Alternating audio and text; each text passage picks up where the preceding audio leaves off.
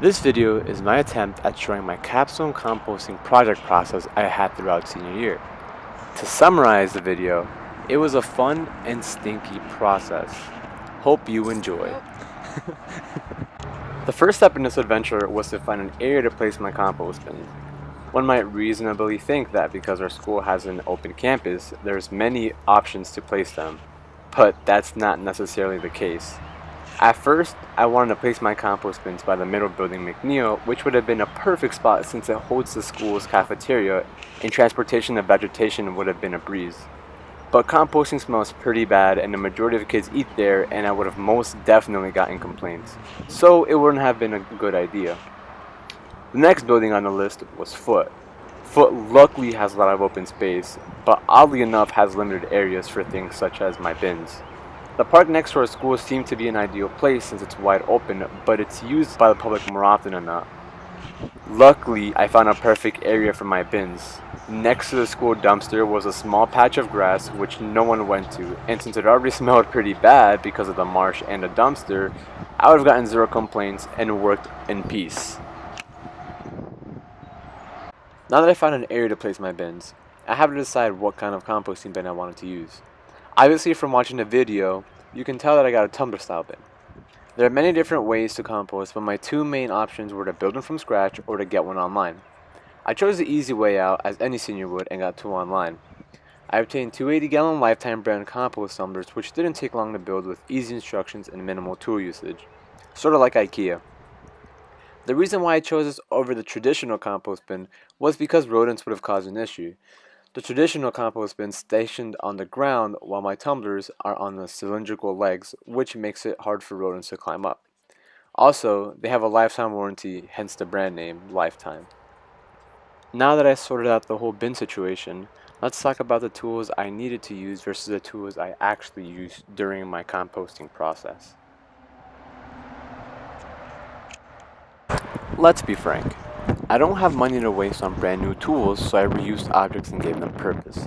For example, I reused this old pot to collect rainwater to water my compost bin. Doesn't matter if I use clean or dirty water, as my compost bin is literally rotting vegetables. Another tool I used was this large stick I found near the dumpster instead of a new garden fork. I used it to break apart my compost before I rolled it so everything properly tumbled in my bin. And the last thing on this list are the several pots I used which worked as a watering can. When filling it with water, it caused a trickling effect like a watering can would, and it worked pretty well. And the most important tools of them all were the leaves I stole from my neighbor's house. Now that I have all my tools, it's time for me to get down and dirty and begin this composting process. The great things about these compost bins are that they have latches to open and close them, and the material it's made out of is lightweight, so it takes no strength to open them up. The first thing I do when checking my bin is to check for heat. I hover my hand over the compost to feel for warmth, as good compost generates substantial heat. Normally, I don't go touching my compost with bare hands because it smells pretty gross, but for some reason I did it for the video. Anywho, the next thing I do is grab my trusty stick and break apart the compost because it all likes to settle at the bottom. By breaking up the compost, it spreads and is less compact. Therefore, when I go to roll it, everything in the middle spreads out evenly out. Now for those watching this video, you might think I'm a little crazy for saying this, but the best part about this project was just knowing how darn disgusting it was. At first, I thought composting would have been a pretty easy thing to do with the side effect of it smelling funky, but in reality, it smells horrible. Rotting fruits and vegetables have an undescribable smell I never knew about, but in retrospect, I enjoyed the journey and loved every second of it. Right here, I'm using my several pots to water my compost bin, and as you can see, it creates a sort of trickling effect that a normal water can would produce.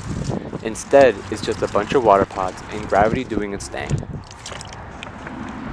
Usually, I add green matter to my bin, but at the time of filming this scene, I had none, so I just added a handful of leaves to my bin. I didn't want to add a lot because I already had leaves in there and didn't want to overpower my compost with brown matter. But as I'm editing this video and doing a voiceover, I think I already did. Here comes the fun part and the reason why I got these bins. Rolling.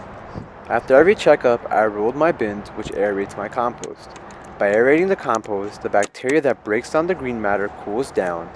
Traditional compost piles use pitchforks to turn it over, but luckily for me, all I need are my arms and muscles to turn it over a couple times, leaving my compost nice and healthy and not dead. Great. So, before this video ends, I'd like to give a shout out to Pebbles Lacrosse. She was not my mentor during the capstone, but she helped me so much to the point where she can basically be considered my mentor. She's been an incredible supporter, and she's helped me a lot throughout this capstone. I don't think I'd be able to finish, let alone even start this capstone without her help. It was much love. Yeah, thank you for everything. Another shout out would be to Peter Solomon, our environmental teacher. He has helped us so much during this senior year, not only capstone, but just academic wise. He has helped us so much with our essays and making sure that our college essays. But he's also making sure that we're completing all our work, capstone, and academic, because senioritis is such. So senioritis. He's helped us get through that. So yes, huge thanks to Pete. I don't think me or anyone in the class would be able to graduate without your help. So huge thank you. Also, I almost forgot to mention, huge shout out to the environmental class. This past couple months have been extremely stressful, not only because of Pete for his essays, but because of college. And so everyone's been extremely supportive, everyone's been there for each other and one another. At this point, we're almost like a family, and I really hope that everyone does great outside of high school, because it's going to be a rough ride outside of high school compared to what we're going through right now. So yeah, huge shout out to everyone, love everyone. But besides that, that concludes my presentation.